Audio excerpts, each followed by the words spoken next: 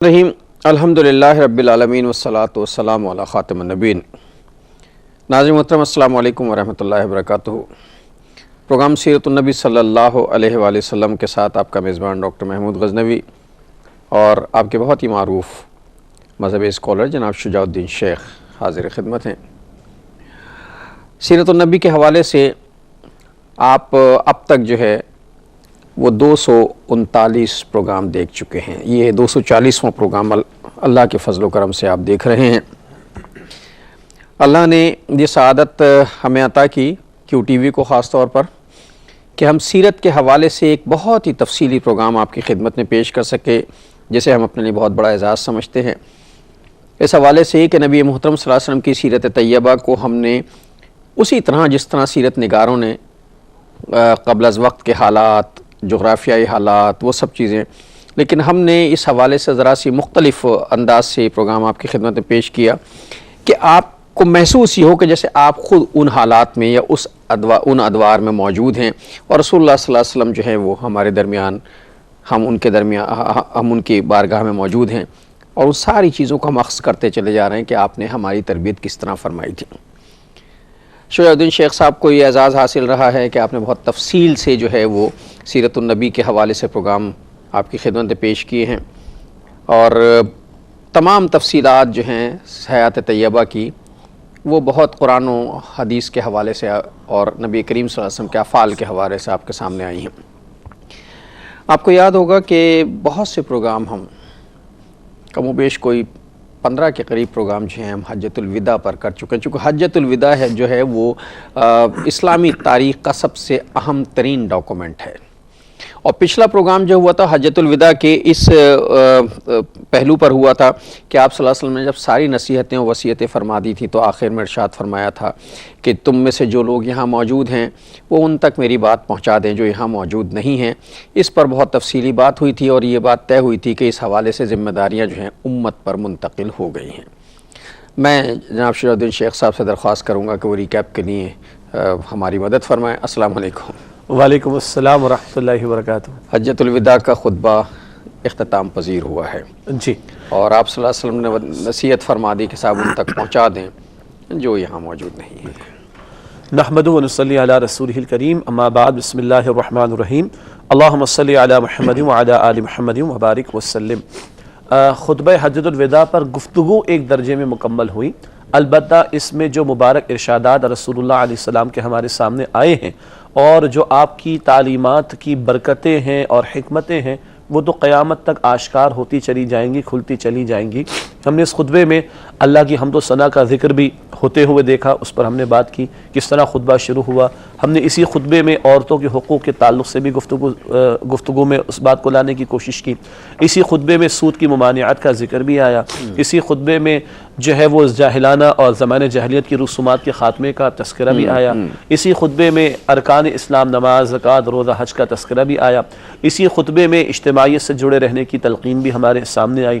اسی خطبے میں گورے کو کالے پر، کالے کو گورے پر، عربی کو عجمی پر، عجمی کو عربی پر کوئی فضیلت نہیں سوائے تقویٰ کے، یہ بات بھی بیان میں آئی۔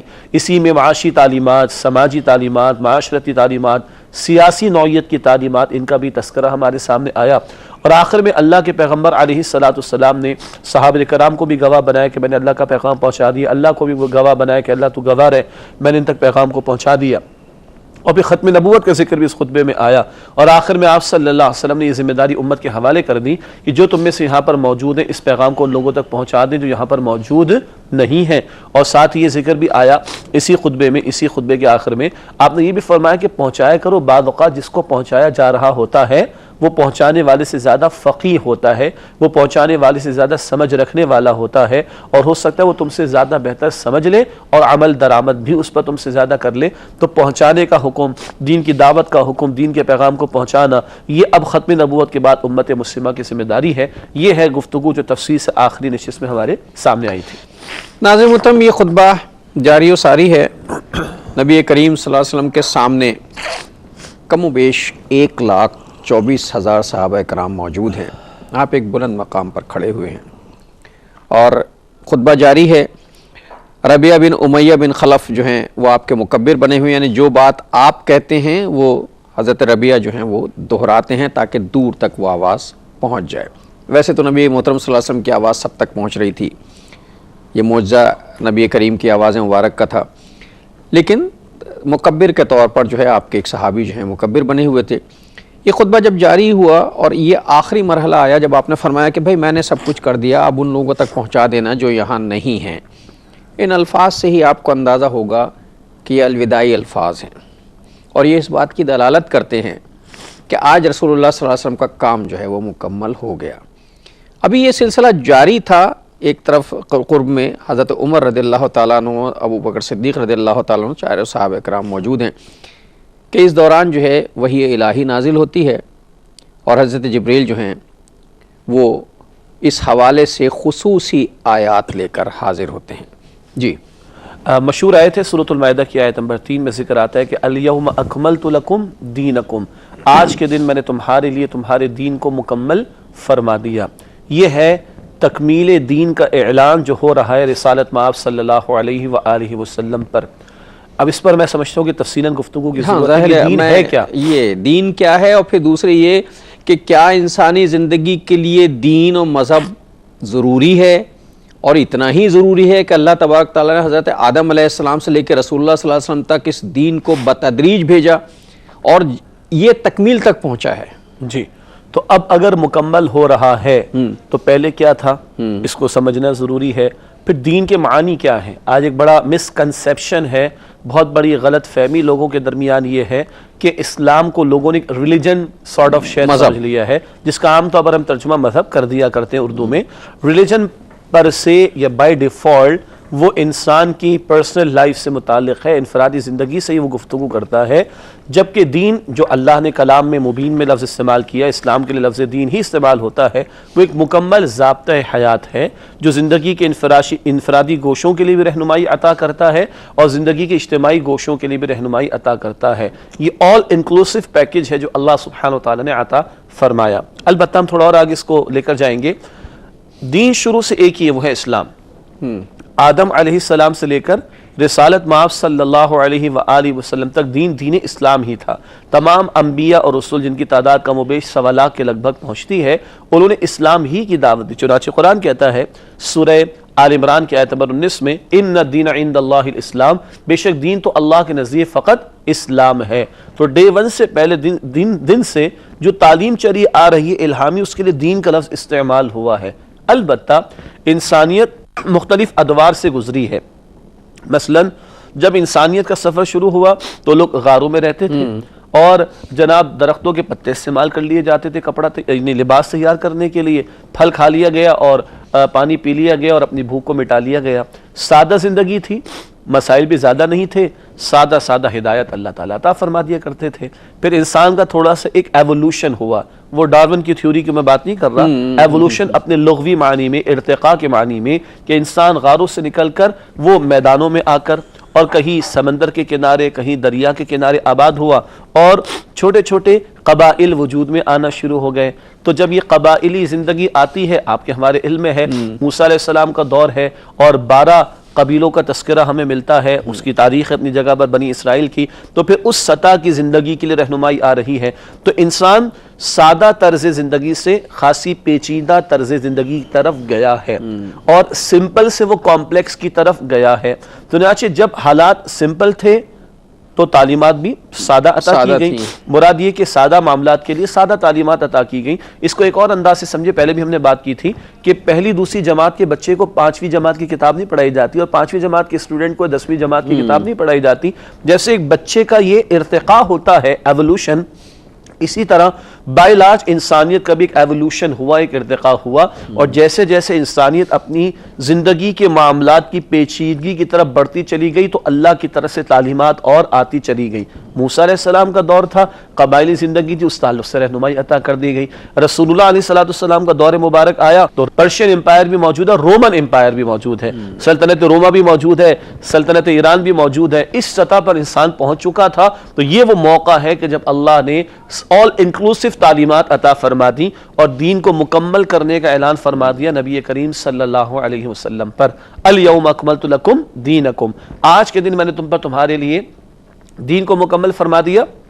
وَأَتْمَمْتُ عَلَيْكُمْ نِعْمَتِي، اپنی نعمت تم پر مکمل فرما دی، وَرَضِيتُ لَكُمُ الْإِسْلَامَ دِينًا، اور اللہ فرماتے میں نے تمہارے لیے اسلام کو دین کے طور پر پسند کر لیا۔ اس بار آگے ہم مزید بات کریں گے، اللہ نے اسلام کو ریلیجن کے طور پر نہیں، ہمارے لیے دین is a code of life, system of life کے طور پر پسند کیا ہے۔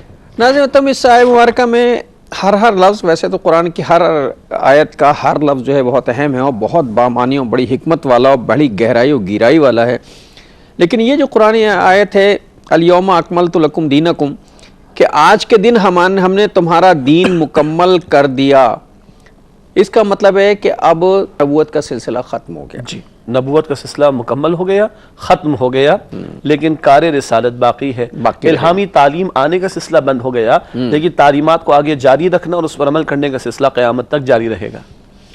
دین اکمل ہے، اس کا مطلب یہ ہے کہ زندگی کے تمام نشیب و فراز میں اگر کہیں ہدایت موجود ہے تو وہ اس دین میں موجود ہوگی، چونکہ اکمل دین ہے۔ اور یہ دین جو ہے مسلمانوں کے لیے نہیں ہے، یہ دین جو ہے وہ انسانیت کے لیے ہے۔ بالکل، تمام انسانیت کے لیے اور رہتی دنیا تک کے لیے، رہتی دنیا تک کے لیے ہے۔ دین کا مطلب یہ ہے کہ ایک پورا کوڈ آف لائف ہے۔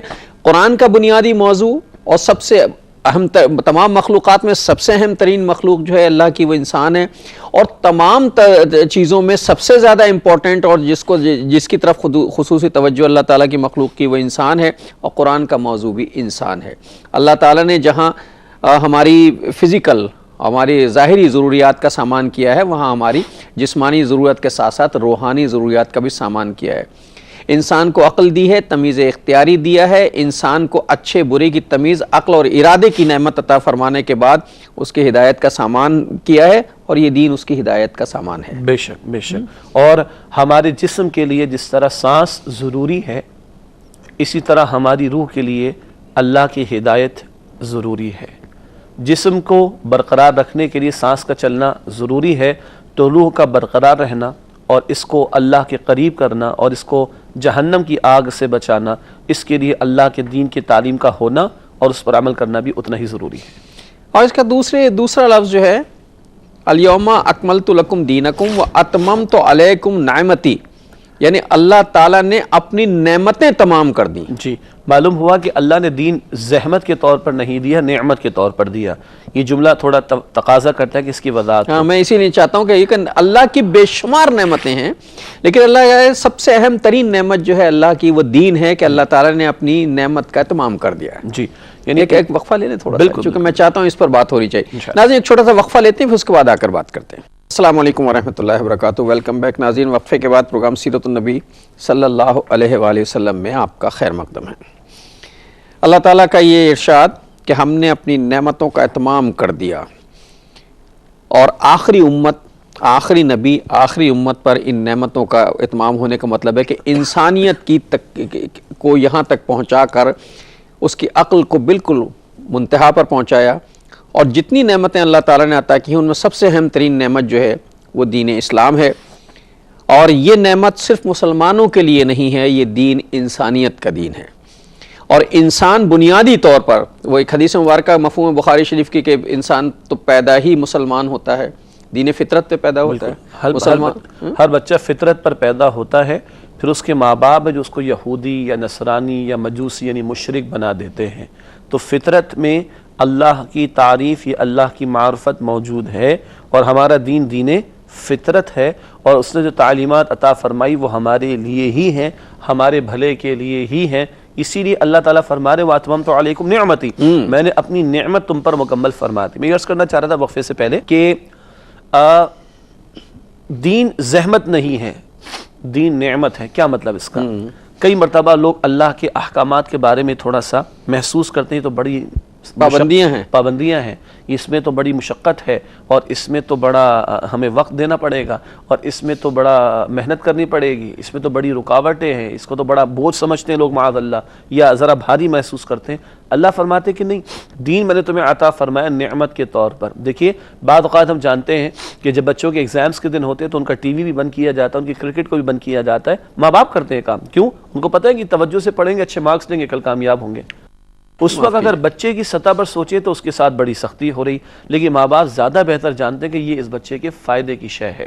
اسی طریقے پر ایک بچہ ہے کہ جس کو انگاروں کے اندر، وہ جو بقرعید کے ایام میں اور باربیکیو کا اہتمام ہوتا ہے، وہ جو کوئلوں میں اس کو لائٹ دکھائی دیتی ہے، اس کو بڑی دلچسپ اٹریکٹ کرتی ہے، اور وہ سمجھتے ہیں تو بڑی زبردست روشنی ہے، ہاتھ بڑھاتا ہے تاکہ اس کو لے لے۔ ماں باپ کیا کرتے ہیں؟ ماں باپ اس کو دور کر دیتے ہیں۔ حد یہ ہے کہ جی وہ سیخ پہ لگے ہوئے کباب بھی نہیں چھونے دیتے، ہاتھ جل جائے گا۔ جی ہاتھ جل جائے گا، وہ تو پکڑ رہا ہوتا نا، حالانکہ تھوڑی دیر بعد اس کو پیٹ میں بھی ڈالنا ہے، لیکن اس وقت جب کہ وہ جل رہا ہے، گرم ہے، تو ہاتھ نہیں لگانے دیتے۔ اچھا بچے کی سطح پر جا کر سوچے تو بچہ تو کہے گا میرے ساتھ بڑا ظلم ہو رہا ہے، اتنی خوبصورت شے، وہ جو انگاروں کی بات ہو رہی، اتنی زبردست لائٹ اس میں دکھائی دے رہی ہے، اٹریکشن ہے، اس سے دور کر رہے ہیں۔ لیکن ماں باپ کی سطح پر جا کر سوچے تو یہی بچے کے ساتھ خیر اور نفع کی بات ہے۔ تو اس وقت ہم بچے کے بارے میں یہ رویہ رکھتے ہیں یا سوچتے ہیں یا کہتے ہیں بیٹا تجھے نہیں پتا ہمیں پتا ہے، یہی کہتے ہیں نا۔ تو اللہ بھی کہتے ہیں میرے بندے تجھے نہیں پتا مجھے پتا ہے، تجھے نہیں پتا مجھے پتا ہے۔ اللہ فرماتے الا یعلم من خلق، کیا وہ اللہ ہی نہ جانے گا جس نے پیدا کیا؟ تو اللہ کو پتہ ہے کیا شے بندوں کے فائدے کے لیے، کیا شے بندوں کے نقصان کے لیے۔ کئی مرتبہ اپنے معاملات زندگی کے اندر بھی سختیاں جھیلتے ہیں۔ آج ماں باپ پیٹ کاٹ رہے ہیں، کیا مطلب پیٹ کاٹ کر اپنے بچوں کو پال رہے ہیں، کیا مطلب سیکریفائس کر رہے ہیں، قربانی دے رہے ہیں، کم پہ اکتفا کر رہے ہیں، اپنے جوڑے کم بچوں کے جوڑے زیادہ سلواتے ہیں، اپنا کھانا ہلکا رکھتے ہیں، بچوں کو پیٹ بھر کر کھانا کھلاتے ہیں، وغیرہ وغیرہ۔ کائے کے لیے؟ بچے پل جائیں گے، کل جوان ہو جائیں گے، بڑھاپے کا سہارا بنیں گے، تو آج کی قربانی کل ان کے لیے پھل بن جائے گی، بڑا ثمر اس کا سامنے آئے گا۔ اللہ بھی کہتا ہے کہ آج تھوڑی سی اگر محنت کرنی ہے تو کر لے، کل جنت میں تجھے آرام ہی آرام میسر آئے گا۔ حاصل کلام، اللہ نے بندوں کو پیدا کیا، اللہ کو خوب معلوم ہے بندے کے فائدے کی کیا چیزیں، نقصان کی کیا چیزیں ہیں، تو اللہ نے دین نعمت کے طور پر عطا کیا ہمارے بھلے کے لیے۔ ہر کائنات میں جو چیز بھی اللہ تعالیٰ نے پیدا کی اس کا کوئی نہ کوئی مقصد ہے، کوئی چیز بھی بے مقصد پیدا نہیں ہوئی ہے، اور انسان کو بھی تخلیق کیا گیا ہے تو اس کا کوئی مقصد حیات ہے، اس سے زندگی گزارنے کا کوئی مقصد ہے۔ یہ ساری کائنات اللہ تعالیٰ کا ارشاد ہے کہ ہم نے تمہیں صرف عبادت کے لیے پیدا کیا ہے۔ یہ ساری کائنات جو ہے یہ خدمت کے لیے ہے۔ یہ کائنات، یہ سورج جو دھوپ دے رہا ہے، یہ زمین جو فصلیں اگا رہی ہے، یہ بارشیں جو آ کر برس رہی ہیں، یہ ساری کائنات جو ہے وہ خدمت پر معمور ہے۔ لیکن ایک مخلوق ایسی ہے جو خدمت کے لیے نہیں ہے بلکہ بندگی کے لیے اور عبادت کے لیے ہے۔ اقبال نے کیا خوب کہا تھا کہ نہ تو زمین کے لیے ہے نہ آسماں کے لیے ہے، جہاں ہے تیرے لیے تو نہیں جہاں کے لیے، کہ یہ ساری کائنات انسان کے لیے ہے اور انسان جو ہے اپنے رب کے لیے ہے۔ تو انسان کا ایک بنیادی مقصد ہے زندگی کا، وہ بنیادی مقصد کیا ہے وہ اس وقت تک ممکن نہیں ہے جب تک اللہ اور اس کا رسول نہ بتائے کہ ہماری زندگی کا بنیادی مقصد۔ جی انسان مجبور ہے، اور سورہ فاتحہ اس کی بہترین مثال ہے، تفسیر میں نہیں جا رہے، کہ بندے کی فطرت میں اللہ کا تعارف تو موجود ہے، بندے کی فطرت میں آخرت کی ضرورت کا احساس بھی موجود ہے۔ مثلا سچ کو ہر معاشرے میں اچھا سمجھا جاتا ہے، جھوٹ کو ہر معاشرے میں برا سمجھا جاتا ہے، اور میں چاہتا ہوں کہ میں سچ بول رہا ہوں تو مجھے اس کا اچھا ریوارڈ ملے، اور اگر خدا نہ خواستہ کوئی دوسرا میرے ساتھ جھوٹ بولے تو میرا دل کیا چاہتا ہے اس کو پنشمنٹ ملنی چاہیے۔ یہ ہماری فطرت کی پکار ہے، لیکن کئی مرتبہ معاشرے میں دیکھتے ہیں کہ اس کے برعکس ہو رہا ہوتا ہے۔ بڑے بڑے ظالم ہیں، جابر ہیں، اچکے ہیں، چور ہیں، بدماش ہیں، ڈاکو ہیں، لوٹ کر مار کرنے والے ہیں، دندناتے پھر رہے ہیں، اور بڑے بڑے صاحب کردار، صاحب ایمان افراد ہیں، بڑے آنےسٹ قسم کے لوگ ہیں، بڑے کھرے قسم کے افراد ہیں جو باوقار زندگی بسر کر رہے ہیں، مگر ان کو لوگوں کی غلط سلط باتیں بھی سننا پڑتی ہیں۔ لیکن فطرت کی پکار ہے کہ ایک وقت آنا چاہیے کہ نیکی کا اچھا بدلہ ملے، بدی اور کی ہر سزا آدمی، ملے۔ وہ چور بھی جو ساری زندگی چوری کرتا ہے بالآخر ایک وقت اپنی فطرت کی طرف لوٹ آتا ہے، کہتا میں نے برا کیا۔ ہاں، اچھائی اور برائی تو اللہ تعالیٰ نے کہا ہم نے تمہاری نفس میں الہام کر دی ہے۔ فَأَلْهَمَهَا فُجُورَهَا وَتَقْوَاهَا، انسان میں فجور یعنی گناہ کی صلاحیت بھی رکھی اور تقوی کی صلاحیت بھی رکھی۔ اسی میں میرا اور آپ کا امتحان ہے کہ بدلتے حالات میں آپ کا میرا طرز عمل کیسا ہوتا ہے۔ تو حاصل کلام، اللہ سبحانہ وتعالی نے ہماری فطرت میں اپنا تعارف تو رکھا، آخرت کی ضرورت کا احساس تو رکھا، یہی سورہ فاتحہ میں الحمدللہ رب العالمین، توحید، مالک یوم الدین، آخرت۔ لیکن اللہ کے بارے میں تفصیل میری عقل نہیں بتا سکتی، میرے ایکسپیریمنٹس، میرے ایکسپیرینس، میرے 5 سینسز، میرا پاسٹ ایکسپیرینس، یہ میرے مشاہدات، میری آبزرویشن، اس سے مجھے یہ پتہ نہیں چل سکتا کہ میرا اللہ مجھ سے کیا چاہتا ہے۔ احساس تو ہے کہ کوئی وقت آنا چاہیے جب کھرے کھوٹے کا فیصلہ بھی ہو، نیکی بدی کا نتیجہ بھی نکل جائے، مگر میری عقل، میرے 5 سینسز، میری آبزرویشن، میرے مشاہدات، میرے تجربات، میرے ایکسپیرینس یہ نہیں بتا سکتا۔ یہاں بندہ گھٹنے ٹیک کر ہاتھ اٹھا کر مجبور ہے کہ کہے اہدنا الصراط المستقیم۔ کوئی راسیدی راہ دکھانے والا ہو، کوئی بتائے کہ ہمیں کس طرف جانا چاہیے اور ہمیں کیسے جانا چاہیے۔ ہدایت جو ہے وہ دنیا کی بڑی نعمتوں میں سے سب سے بڑی نعمت ہے. قرآن کی اس آیت سے یہ بات ثابت ہوتی ہے کہ اللہ تعالیٰ فرماتے ہیں کہ ہم نے تمہیں دین دے کر تم پر اپنی نعمتوں کا اہتمام کیا ہے، ورنہ ہم تو بھٹکتے رہتے ہیں. اور اللہ کا بڑے احسانوں میں سے ایک بڑا احسان، اور ایک جگہ اللہ تعالیٰ نے قرآن حکیم میں اس احسان کا تذکرہ بھی کیا کہ ہم نے بڑا احسان کیا ہے مومنوں پر کہ انہی میں سے ایک نبی بنا کر ان کے درمیان. اللہ نے اپنی اس احسان کا اظہار فرمایا. سورہ آل عمران کی آیت نمبر 164 ہے، لقد من اللہ علی المؤمنین اذ بعث فیہم رسولا منہم یتلو علیہم آیاتہ. یقیناً اللہ سبحانہ وتعالیٰ نے اہل ایمان پر رحم فرمایا، بلکہ احسان فرمایا کہ انہی میں سے ایک رسول کو اللہ سبحانہ وتعالیٰ نے بھیجا ہے. وہ کیا کرتے ہیں؟ ان پر اللہ کی آیات کی تلاوت کرتے ہیں، ان کا تزکیہ فرماتے ہیں، انہیں اللہ کے احکام کی تعلیم دیتے ہیں، اور انہیں حکمت اور دانائی کی باتیں بھی سکھاتے ہیں صلی اللہ علیہ وآلہ وسلم. یہ ہے وہ نقطہ سورہ فاتحہ میں سمجھنے کا کہ یہاں بندہ گھٹنے ٹیک کر ہاتھ اٹھانے پر مجبور ہے. مالک تجھے پہچان تو گیا مگر تیری تفصیل مجھے نہیں پتا، تو مجھ سے کیا چاہتا ہے یہ میری عقل میرا فہم مجھے نہیں بتا سکتا. مالک مان تو گیا کوئی عالم ہونا چاہیے، مگر وہ کب برپا ہوگا، وہاں کیا کچھ پیش آئے گا، یہ میری عقل نہیں بتا سکتی. یہاں بندہ گھٹنے ٹیک کر ہاتھ اٹھانے پر مجبور ہے کہ مالک ہدایت دے دے، ہدایت دے دے، ہدایت دے دے. یہ وحی الہی کی ضرورت کی عقلی بنیاد ہے کہ مجھے میرے رب کی تفصیلات پتہ چل جائیں، مجھے اصل زندگی آخرت کی تفصیلات پتہ چل جائیں. جہاں میری عقل کا دائرہ کار اور جورسڈکشن ختم ہوتی ہے، وہاں سے وحی الہی کی ضرورت کا آغاز ہوتا ہے اور احساس شروع ہوتا ہے. اور جب میں ہاتھ پھیلا دیتا ہوں تو پھر اللہ پیغمبر کے ذریعے جو مجھے بات پہنچاتا ہے، جب وہ میرے کان میں پہنچتی ہے تو میرا ایمان مکمل ہوتا ہے. سورہ آل عمران میں بھی موضوع ہے، اس کے آخر میں ربنا اننا سمعنا منادیا ینادی للایمان ان آمنوا بربکم فآمنا. اے ہمارے رب، ہم نے ایک شخص کی بات سنی، منادی ینادی للایمان، ایک پکارنے والے کو سنا جو ایمان کی طرف پکار رہا تھا کہ اپنے رب پر ایمان لے آؤ. فآمنا، ہم اس پر ایمان لے آئے. یہ سننے والی بات ہے، یہ ہے پیغمبر کی بات. وہ جو دین کی تعلیم پیغمبر سے کے ذریعے، وحی الہی والی تعلیم پیغمبر کے ذریعے پہنچتی ہے، جب یہ بندے کو مل جائے تو بندے کا ایمان مکمل ہوتا ہے. اس کے اندر کچھ سوالات اٹھتے ہیں، مجھے کیوں پیدا کیا گیا، اس دنیا کو کیوں بنایا گیا، بنانے والا کون ہے. یہ سوالات کے اصل جوابات فلسفی نہیں دے سکتے، ان کے اصل کامل جوابات وہ پیغمبروں نے دیے. اور اس کو قرآن کہتا ہے وَأَتْمَمْتُ عَلَيْكُمْ نعمتی، آج میں نے تم پر اپنی نعمت کا اتمام کر دیا. جس ہدایت کی تمہیں ضرورت ہے اس ہدایت کو کامل کر کے تمہیں عطا کر دیا رہتی دنیا تک کے لیے. اسلام چونکہ دین فطرت ہے اور انسان اس کائنات کی سب سے اہم ترین مخلوق ہے، اور انسان کے بھی کچھ فطری تقاضے ہیں. انسان کے فطری تقاضوں میں ایک فطری تقاضا یہ بھی ہے کہ انسان چاہے وہ خدا کو مانتا ہو یا نہ مانتا ہو، ملحد ہو، کافر ہو، مشرک ہو، چاہے وہ جو اس سب چیزوں پہ یقینی نہ رکھتا ہو، لیکن اس کی بھی ایک ضرورت ہے کہ جب اسے مشکل پڑتی ہے تو وہ کسی طاقت کو پکارتا ہے. بالکل، کسی طاقت کو پکارتا ہے. اور یہ تو مشرکین مکہ جیسے مشرکین کی فطرت میں بھی موجود تھا، انسان کی فطرت میں موجود ہے چاہے وہ کیسا بھی ہو. ہاں، تو مشرکین مکہ جیسے مشرکین کی فطرت میں بھی موجود تھا کہ جب گوٹ پھنستی اور کشتی بھور میں پھنس جاتی تو لات اور منات اور عزا اور دیوی اور دیوتاؤں کو چھوڑ کر ایک اللہ کو پکارتے. یہ مثال قرآن نے بار بار دی ہے، بار بار دی ہے کہ جب یہ ہوائیں تیز آنا شروع ہو جاتی ہیں اور پانی کی موجیں آنا شروع ہو جاتی ہیں اور تمہاری کشتی بھور میں پھنس جاتی ہے، کس کو پکارتے ہو؟ ملاح بھی کہتا ہے کہ اب اللہ کو پکارو. حضرت اکرمہ رضی اللہ تعالی عنہ، باپ تو ابو جہل، وہ تو کفر پہ گیا، بدترین شخص تھا، لیکن اکرمہ ایمان لے آئے تھے. مشہور واقعہ، تفصیل میں جانے کی ضرورت نہیں ہے اس وقت. حاصل کلام، فتح مکہ کے بعد یہ وہاں سے فرار ہو گئے اور کشتی میں جا پہنچے. کشتی سمندر میں بھور میں پھنس گئی اور کہا ملاح نے اللہ کو پکارو. کہتے ہیں کیوں؟ لات کو پکارو نا، منات کو پکارو نا، عزا کو پکارو نا، جس کو ہم پکارتے ہیں مکہ میں پکارو. کہا نا اللہ بچانے والا. واہ!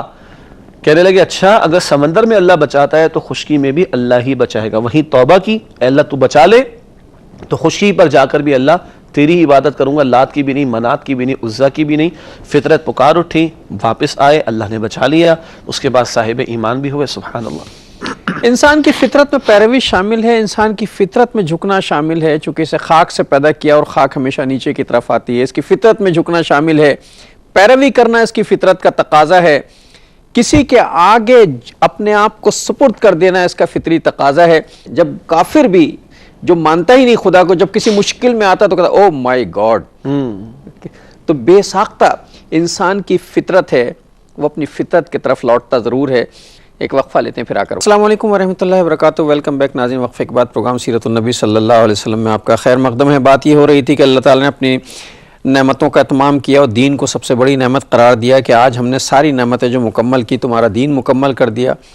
گویا انسان کے جو فطری تقاضے تھے اللہ تعالیٰ نے انسان کو تخلیق کیا ہے اور وہی زیادہ بہتر جانتا ہے کہ اس کی ہدایت کا سامان کیسے ہوگا, اسے کس کے آگے جھکنا چاہیے, اس کی رہنمائی کون کرے گا.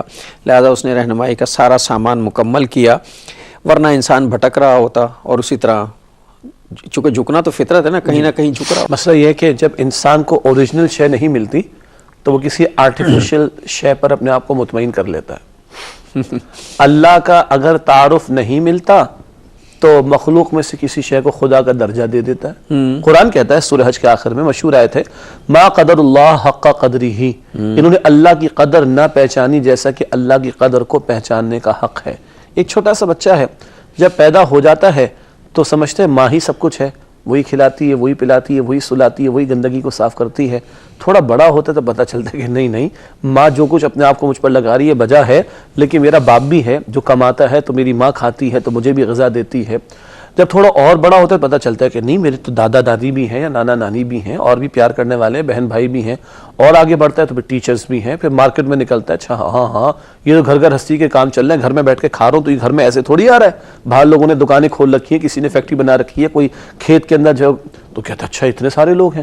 ہوتے ہوتے ہوتے آخری چھلانگ کیا لگانی ہے کہ فصل اگ تو رہی تو سورج کا بھی بڑا کمال ہے. ہاں جی سورج کی تپش آ رہی ہے تو فصل پک رہی ہے اور پھل میں عین فطرت کے مطابق ہو رہا ہے, پھل میں مٹھاس پیدا ہو رہی ہے. تو ایک اگلی جمپ یہ بھی تو ہے کہ کیا سورج خود بخود پیدا ہوا یا اس کو کوئی بنانے والا بھی ہے. یہ شعور کی انتہا ہے کہ ماں ہی نہیں, باپ ہی نہیں, استاد ہی نہیں, بڑے ہی نہیں, کاروباری طبقات نہیں, ان سب کے ساتھ ساتھ کوئی بڑی ہستی ہے جس نے ان سب کو بنایا اور اس طرح بنایا کہ میری خدمت پر لگا دیا. جیسے انٹرو میں آپ نے فرمایا تھا وہ قرآن کہتا ہے سورہ جاسیہ کی آیت نمبر 13 میں وَسَخَّرَ لَكُم مَا فِي السَّمَاوَاتِ وَالْأَرْضِ جَمِيعًا مِّنْهُ, آسمان و زمین میں جو کچھ بھی اللہ تعالیٰ نے تمہاری خدمت پر لگا دیا. تو یہ وہ ہے انسان کی فطرت. آپ نے کہا نا جھکنا, اگر وہ اوریجنل شے نہ ملے یعنی اصل ذات اللہ سبحانہ وتعالیٰ کی جو خالق حقیقی ہے, معرفت الہی نہ ملے تو کسی کمتر شے پر کوئی سورج کی پوجا پاٹ میں لگ جائے گا, کوئی چاند ستاروں کی پوجا پاٹ میں لگ جائے گا, کوئی پتھروں کے آگے جھک جائے گا, کوئی کسی اور شے کے سامنے جھک جائے گا. یہ ہے معرفت الہی کا معاملہ. اور اللہ کی سب سے بڑی نعمت ہدایت ہے کہ بندے کو اصل ٹروتھ, اصل سچ, حق وہ میسر آ جائے اور اس کو وہ پکایا مل گیا. مطلب اس کے لیے محنت نہیں کرنی پڑ رہی نا, مطلب اللہ تعالیٰ نے بنا کے دے دیا یہ ہے بھائی حق. جی تو اللہ اب وہ حق مکمل فرما کر دے دی. اب یہ مکمل فرمانے کی ایک اور شان کیا ہے, انسانیت تو قیامت تک چلے گی نا. 14 صدیاں ہو گئی قرآن کے نزول کو, 14 صدی ہو گئی اللہ کے پیغمبر صلی اللہ علیہ وآلہ وسلم کی تشریف آوری کو. آج ہم سیرت پر بیٹھ کے 240واں پروگرام کر رہے ہیں اور بات تو مکمل نہیں ہو کے دے رہی. تو قیامت تک اللہ کے پیغمبر کی سیرت بھی بیان ہوتی رہے گی اور آپ کے علم و حکمت کے یا آپ کی سیرت کی جو حکمت کی بات نئے پہلو سامنے آتے چلے جائیں گے. اور یہ اعجاز ہے قرآن کا بھی کہ اس کی آیات پر جتنی مرتبہ پڑھیں, غور کریں اور اس پر سوچنا چاہیں, بالکل نئی چیزیں نکلتی ہیں اس میں سے. وہ لگتا ہے کہ آج کے لیے قرآن نازل ہوا ہے. اور یہی قرآن کی شان ہے, یہی اللہ کے پیغمبر علیہ السلام کی سیرت مبارکہ کی معجزانہ شان ہے کہ ہر دور کے لیے وہاں رہنمائی مجھے اور آپ کو ملے گی. اگر ایک چھوٹی سی مثال دوں, آج اگر دنیا سے کرائم ریٹ ہمیں کم کرنا ہے, میں آپ کو مثال دیتا ہوں. دنیا کے بڑے بڑے عالمی اداروں, نام نہیں لیتا اس لیے کہ مسئلہ ہو جائے گا لوگوں کو, دنیا کے بڑے بڑے عالمی اداروں کے فیکٹس اینڈ فیگرز کے مطابق, ناظرین کرام توجہ فرمائیے گا, دنیا کی 30% آبادی ترقی یافتہ ممالک میں رہتی اور 70% آبادی غیر ترقی یافتہ ممالک میں رہتی ہے, جس میں ہمیں بھی شامل کیا جاتا ہے. حالانکہ ہم ایٹامک پاور بھی اللہ کی توفیق سے الحمدللہ, اور میزائل ٹیکنالوجی میں بھی آگے ہیں بہت زیادہ الحمدللہ. لیکن بہرحال چھوڑ دیجئے اس بحث کو. دنیا کی 30% آبادی ایڈوانس کنٹریز میں رہتی ہے, 70% آبادی غیر ایڈوانس یا غیر ترقی یافتہ ممالک میں رہتی ہے. البتہ دلچسپ انالیسز یہ ہے کہ دنیا میں ہونے والے 70% جرائم وہ 30% لوگوں کی طرف سے ہوتے ہیں, 30% لوگوں میں ہوتے ہیں, اور جو 70% آبادیاں ہیں وہاں دنیا کے 30% جرائم ہوتے ہیں. تو سوال ہے کہ کیا مسئلہ ہے, انسانی عقل کے مطابق نظاموں کو چلاؤ گے، انسانی عقل کے مطابق ترتیب دو گے نظام کو۔ اس کا مسئلہ بنیادی یہ ہے کہ یہ جو ترقی یافتہ لوگ ہیں انہیں اپنی تعلیم پر، اپنی ٹیکنالوجی پر اور اپنے نظریات پر، اپنی فلسفی پر ناز ہے۔ یہ صرف کہتے ہیں اقرا اقرا اقرا اقرا، اقرا بسم ربک الذی خلق، وہی نا بسم ربک کو ہی تو نکال دی ہے نا تفصیل سے، تعلیم سے اور معاملات زندگی سے۔ تو رب کی وحی کو فراموش کر کے آپ ہم اپنی عقل کتنی استعمال کر لیں، کبھی پینڈولم کے وہ اس کی طرح، کبھی ایک انتہا پر جائیں گے کیپٹلزم، کبھی دوسری انتہا پر جائیں گے سوشلزم، پھر اس کی انتہا پر جائیں گے کیپٹلزم سے، اور نہ جانے کہاں تک جائیں گے۔ تو حاصل کلام کہ 30% آبادی میں دنیا کے 70% جرائم ہو رہے ہیں۔ ہاں ایسا نہیں کہ ہم مسلمانوں میں یا ہمارے ممالک کے اندر جرائم نہیں ہیں، بہت ہیں، اللہ حفاظت رکھے، لیکن بڑی بات کہہ رہا ہوں، اللہ معاف رکھے، بڑی بات یہ عرض کر رہا ہوں، آپ چیک کریں دنیا کے 10 سب سے بڑے فراڈ جو ہوئے پچھلے 50 سالوں میں، وہ کہاں ہوئے؟ کیا ترقی یافتہ ممالک میں ہوئے یا غیر ترقی یافتہ ممالک میں؟ کیسے بڑے بڑے اسکینڈلز ہیں جن کے نام جو ہیں، اب تو سب چیزیں نیٹ پر دستیاب ہیں، کوئی ہمارے کہنے کی ضرورت نہیں ہے، ہمارے ناظرین دیکھ لیں، آپ جا کے خود ہی دیکھ لیں۔ تو 10 بڑے یعنی میجر فراڈز پچھلے 50 سالوں میں کیا 70% لوگوں میں ہوئے یا 30% لوگوں میں ہوئے؟ پچھلے 50 سالوں میں سب سے زیادہ خون بہانے والے اس دنیا میں کون لوگ ہیں؟ 70% آبادیوں میں رہنے والے یا 30% آبادیوں میں رہنے والے؟ پچھلے 50 سالوں میں ایڈوانسڈ ٹیکنالوجی کا بدترین استعمال کرنے والے 70% آبادی والے ہیں جن کو غیر ترقی یافتہ کہتے ہیں، یا 30% آبادی والے ہیں؟ پچھلے 50 سالوں میں فحاشی عریانی اور انسان کو جانور اور حیوان بنا دینے والے نت نئے طریقے، ان کی ایجادات 70% لوگوں میں زیادہ ہوئی ہے یا 30% آبادی میں رہنے والوں میں زیادہ ہوئی ہے؟ پچھلے 50 سالوں میں قتل و غارت گری اور انسانیت کو تباہ کرنے کے نت نئے طریقے 70% آبادی والے لوگوں نے استعمال کیے ہیں اور ایجاد کیے ہیں، یا 30% والوں نے استعمال کیے ایجاد کیے ہیں؟